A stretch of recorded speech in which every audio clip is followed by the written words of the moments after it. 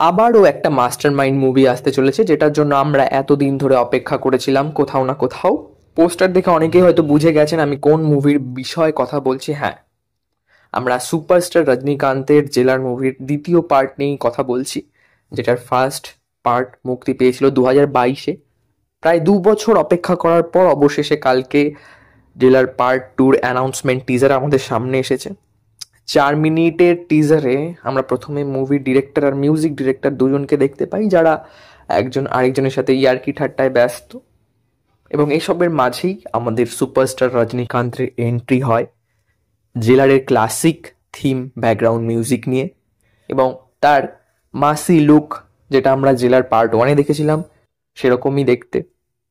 Overall announcement teaser সেরকম বিশেষ কোনো হিন্টস তো দেয়নি কেমন হতে চলেছে বা মুভির গল্প কীরকম এগোবে সেসব সম্পর্কে আমাদের কোনো এখনো ধারণা নেই। শুধু এইটুকু আমরা বলতে পারি যে খুব তাড়াতাড়ি আমাদের জন্য আসছে জেলার পার্ট 2, কামিং সুন। বাট এখনো ডেটও কিছু অ্যানাউন্স করেনি, দেখা যাক। এরপর হয়তো আরও কিছু ট্রেলার টিজার আসা বাকি আছে, তার জন্য অপেক্ষায় তো আমরা সবাই রয়েছি। আর আপনি যদি জেলার পার্ট 1 দেখে থাকেন তাহলে অবশ্যই কমেন্ট করে জানান আপনার কেমন লেগেছিল। আর পার্ট 2-র জন্য তো আমরা সবাই অপেক্ষা করছি। ধন্যবাদ।